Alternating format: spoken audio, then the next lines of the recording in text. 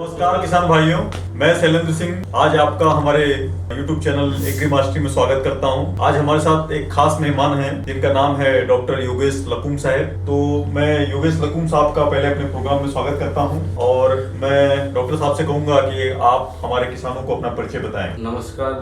किसान भाइयों, मेरा नाम डॉक्टर योगेश लकुम और मैं कृषि विज्ञान केंद्र आनंद कृषि यूनिवर्सिटी आनंद के अंदर वरिष्ठ वैज्ञानिक की बड़ा की पोस्ट पे अभी हूँ और यहाँ कृषि विज्ञान केंद्र में कार्यरत हूँ। बहुत अच्छा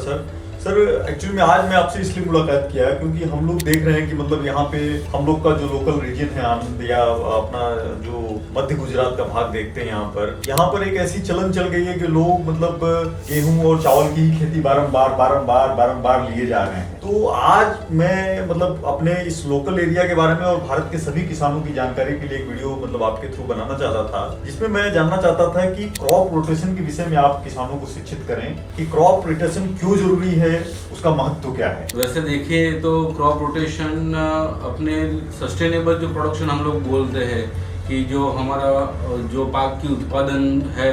वो कंटिन्यूअसली अपने हर एक साल एक बढ़ता ही जाए या हर साल जो है वो कम ना हो, उस ऐसे सस्टेनेबल रखने के लिए हमें पाक के अंदर बारंबार हम लोग जब भी हमको मौका मिले हम लोगों को क्रॉप रोटेट करते रहना चाहिए, जिसकी वजह से क्या होता है कि अपनी जो जमीन होती है उसकी जो ऊपर की परत है वो हार्ड नहीं होती या फिर हमें जो मिलता है कि हर एक बार करेंगे तो उसको वीड का प्रॉब्लम ज्यादा हो रहा है या जो इंसेक्ट पेस्ट है वो भी वही के वही हर एक साल रिपीटेडली देखने को मिलते हैं। फिर क्या होता है कि ज्यादा इन्फेस्टेशन हो जाएगा, उसके बाद पूरे का पूरा जो पाक है वो अपना फेल हो जाए। तो हमें ये अभी हर एक किसान को यही बताना है कि आप जो कर रहे हो कि चावल के बाद चावल या चावल के बाद गेहूं उसको चेंज करें और उसके बाद किसी और क्रॉप को मतलब हमें जो है उसको ग्रो करना चाहिए जिससे हमारी पाक की सस्टेनेबिलिटी संभाल के रख सकते हैं। तो सर मतलब क्रॉप रोटेशन या मतलब जिसको हम लोग हिंदी में बोलते हैं कि फसल की बदला बदली, फायदे क्या होंगे किसान को? सर जैसे मैंने बताया कि प्रॉब्लम हमें बहुत सारे हो रहे हैं। अगर हम जैसे कि क्रॉप हम लोग बदला बदली करते हैं कि जैसे हम लोग है कि एक सीरियल्स क्रॉप हमने लिया है जैसे कि धान का पाक लिया है, तो धान के पाक के जो रूट्स होते हैं वो शैलो रूटेड होते हैं जो जिसका बायोमास बहुत कम होता है और जो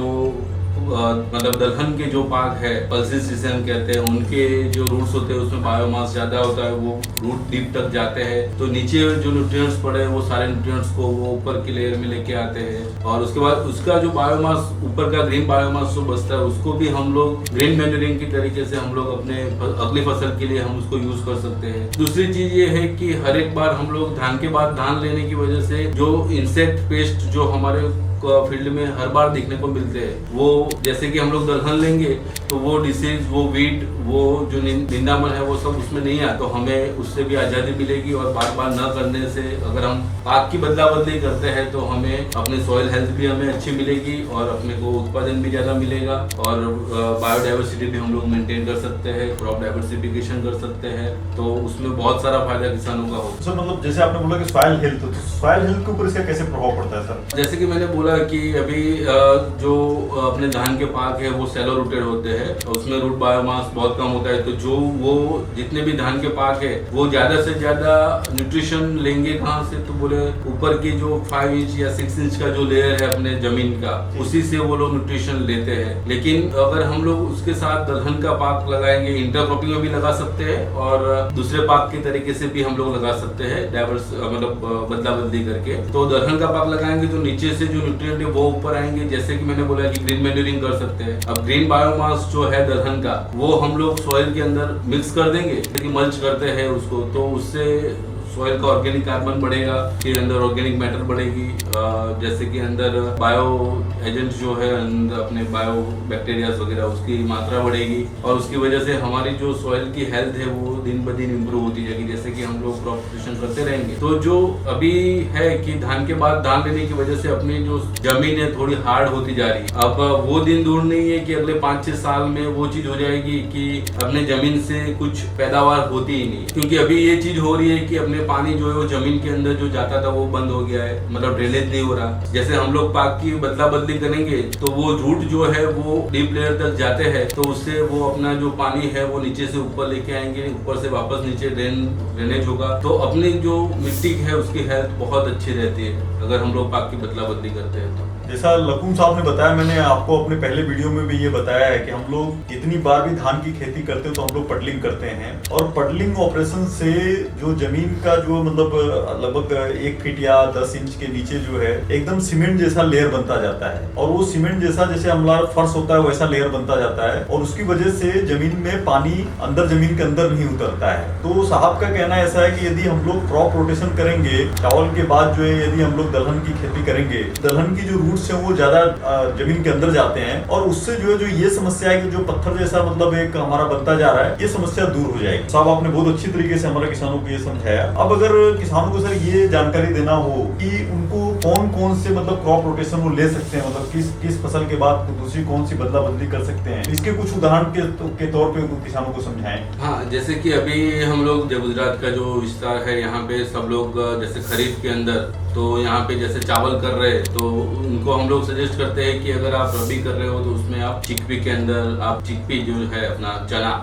तो चने की बुआई कर सकते हैं। जैसे कि अगर हम लोग मेज का मक्का का जो पाक ले रहे हैं खरीफ में, तो उसके बाद हम लोग सोयाबीन ले सकते हैं, या मक्का के बाद या हम लोग ने बाजरा कर रखा है तो उसके बाद हम लोग मूंगबीन का पाक ले सकते हैं, जैसे कि हम लोग जिसको बोलते हैं मूंग, तो मूंग का भी पाक हम लोग ले सकते हैं। वो सारे दलहन जो है वो बहुत अच्छी तरीके से, इसके अलावा हम लोग अरहर का भी यूज कर सकते हैं। अगर चावल के बाद चावल ले रहे हैं तो आपकी जो हेल्थ है सॉइल की, जमीन की, वो कम होती जाएगी, लेकिन दलहन करेंगे तो अगर आपका ये चीज है कि भाई नहीं हम लोग दूसरा और पाक ले सकते हैं, तो इंटरक्रॉपिंग में आप दलहन का पाक लगा सकते हैं। तो जैसे कि अरहर है तो वो भी आप लगा सकते हैं, जैसे कि कैश क्रॉप ले रहे हो जैसे कि कॉटन है या कैस्टर है, ऐसे बड़े पाक जो है उसके बीच में आप वेजिटेबल्स भी कर सकते हो। तो आपको उस तरीके से अगर आप कर रहे हो तो आपको ज्यादा से ज्यादा खेडूत भाइयों को फायदा मिलेगा। पाक की अदला बदली करने से उनको बहुत इकोनॉमिकल भी बहुत सारा बेनिफिट रहेगा। तो मतलब सर इधर एक और भी खेती लोग तंबाकू का भी करते हैं, तो तंबाकू की खेती के बाद कौन सा नेक्स्ट क्रॉप को लगा सकते हैं? तंबाकू के बाद अगर आपको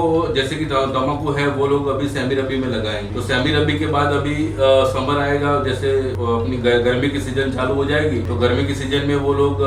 मूंग कर सकते हैं या फिर उड़द की खेती कर सकते हैं। ऐसे बहुत सारे दलहन है जो हम लोग गर्मी की सीजनों में कर सकते हैं। तो उससे हमें क्या है कि इनकी जो तंदुरुस्ती है वो भी अच्छी होगी, और उसके बाद क्योंकि ये दलहन वाले जो पाक है उसकी नाइट्रोजन की क्षमता जो है वो बहुत कम है, जो जमीन से ज्यादा नाइट्रोजन नहीं लेता, और ऊपर से जमीन के अंदर वो नाइट्रोजन फिक्स करता है। अब अगर हम लोग गर्मी की सीजन में अगर वो दलहन का पाक किया है तो हमें आने वाली जो हमारी खरीफ की सीजन है उसमें पाक को ज्यादा न्यूट्रिशन हमें जैसे कि नाइट्रोजन का ज्यादा खाता देने की जरूरत नहीं पड़ी, क्योंकि ऑलरेडी जो है वो अपने जो दलहन वाला पाक था उसमें बहुत सारा नाइट्रोजन आपकी जमीन में ऑलरेडी ऐड कर रखा है। तो हम ऐसे रासायनिक जो हम लोग खातर यूज करते हैं उसका भी हम लोग सेविंग कर सकते हैं। तो पाक की बदला बदली से बहुत सारे फायदे फार्मर्स को होंगे। सर लेकिन मैं एक बात तो मैं और मतलब समझना चाहता हूँ, ये सारी जानकारी जो है मेरे को लगता है सर हमारे पुराने जो पूर्वज लोग इसको ऐसा करते थे, आज के समय में मतलब ऐसी कौन सी मजबूरी ऐसी क्या है किसानों की कि वो धान के बाद धान ही ले रहा है या धान और गेहूं का ही रोटेशन कर रहा है? मैं जहां तक एक मानता हूँ कि सरकार इसके ऊपर एमएसपी फिक्स करके रखती है, लेकिन जहां तक हम लोग देखें तो दलहन की जो कीमतें हैं वो मतलब अपने धान और गेहूं से कहीं ज्यादा कीमतें मिलती है जो है। सर इसका मतलब किसानों की जो मतलब साइकोलॉजी है, मेंटलिटी है, ये मतलब इसमें ऐसा क्यों है कि उनको धान के बाद धान ही लेना है या धान के बाद गेहूं लेना है?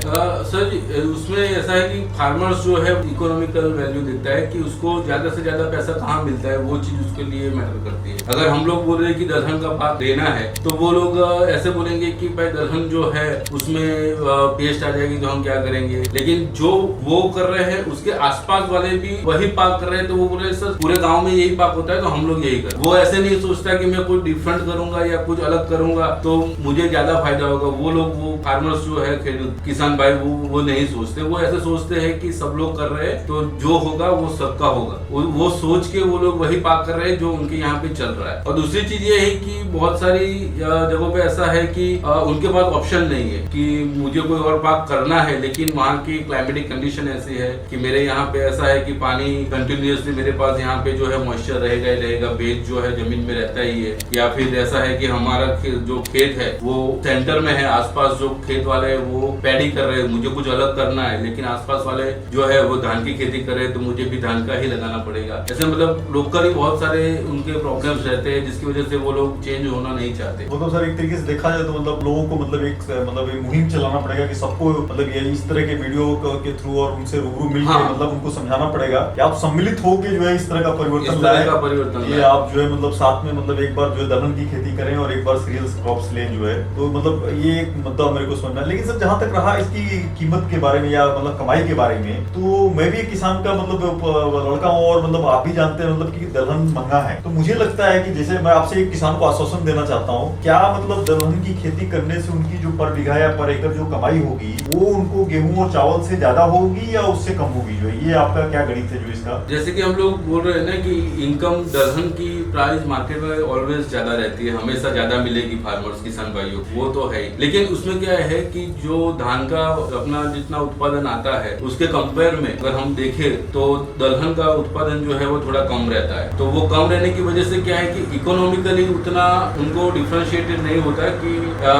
धान में ज्यादा पैसे मिल गए या दलहन में कम पैसे मिल गए। लेकिन दलहन में थोड़ा सा कम पैसा मिलेगा, लेकिन दलहन के बहुत सारे फायदे होंगे कि उसको जो सस्टेनेबल हम लोग जो बोल रहे हैं अभी, मतलब सरकार भी यही बोल रही है कि आप जो है उत्पादन की तरफ ना देखिए, अपनी सॉइल जो है अपनी जमीन जो है उसकी तंदुरुस्ती के बारे में सोचे। तो मतलब थोड़ा सा हमें लॉस हो रहा है तो कोई दिक्कत नहीं, लेकिन उसके सामने हमें लंबे अरसे तक हम अपने आने वाले पीढ़ी में भी हम लोग अच्छी सी जमीन लेके जाए, ये चीज की फार्मर को मतलब किसानों को सोच के फिर हमें दलहन का अदला बदली करना है। किसान भाइयों,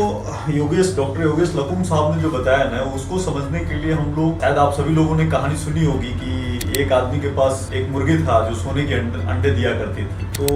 जब उसने पहली बार अंडे दिया सोने का तो किसान बहुत खुश हुआ, फिर उसने दूसरी बार दिया तो और खुश हुआ। ऐसा जब उसको कई बार सोने के अंडे मिले तो उसका लालच बढ़ गया कि जब मेरी मुर्गी ये अंडे देती है तो क्यों ना मैं इसका जो है पेट को काट के सारे अंडे एक ही दिन निकाल लूं। तो साहब ऐसा बोल रहे हैं कि लोग गेहूं के बाद चावल या चावल के बाद चावल की खेती कर रहे हैं। ये सही है कि हम लोग अपने धरती माता जो हमारी एक अन्न मतलब प्रदान करने वाली हमारी मुर्गी है उससे हम लोग बार बार सोने तो निकाल ले रहे हैं, लेकिन कहीं ऐसा ना हो कि वो सोने देने वाली अंडी जैसा वो किसान ने जो है वो मुर्गी के किसान ने जो है उस सोने देने वाली मुर्गी को मार दिया था, वैसे कहीं ना कहीं हम लोग अपनी इस जमीन की जो हमारी माँ है उसको हम लोग खत्म ना कर। तो मेरा आपसे हाथ जोड़ के गुजारिश है कि आप ये जो आपकी माता है, जो आपकी जमीन है, उसकी सुरक्षा के लिए बारंबार जो है क्रॉप रोटेशन या क्रॉप परिवर्तन का जो है प्रयोग करें। आप भी अपनी फसल का जो लाभ है मतलब थोड़ा सा ठीक है 19-20 रहेगा, लेकिन आप भी इसको कर सकें, आपके आने वाली पीढ़ियां भी आपकी खेती के काम को कर सकें और उनकी जीविका को चला सकें। तो मेरा आपसे विनम्र विनती है कि आप एक दिन का ना सोचें, आपको हर रोज जो है सोना चाहिए, हर साल सोना चाहिए। तो आपको अपनी जमीन की संरक्षण करनी पड़ेगी और जमीन संरक्षण करने के लिए जैसा कि हमको योगेश लकुम साहब ने बताया कि हमको क्रॉप को रोटेट करते रहना पड़ेगा, क्रॉप को परिवर्तित करना पड़ेगा। सर बहुत बहुत आपका धन्यवाद, आप हमारे किसानों को इतनी अच्छी तरीके से समझाए।